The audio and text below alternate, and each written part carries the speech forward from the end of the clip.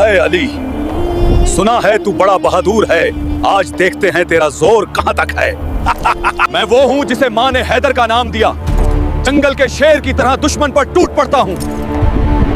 अकेला आया है, हम पूरी फौज हैं। तू कब तक हमारा मुकाबला करेगा? मैं अली हूं, खुदा की तलवार, जिसके वार से बातिल लर्ज़ उठता है। हम तुझे मौत देने आए हैं।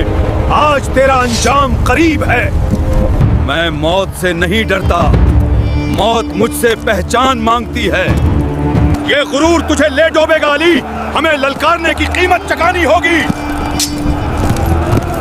जिसने मुझसे मुकाबला किया, उसने अपनी हलाकत को आवाज दी। कसम है रब्बे काबा की, आज हक और बातिल के दरमियान फैसला हो जाएगा।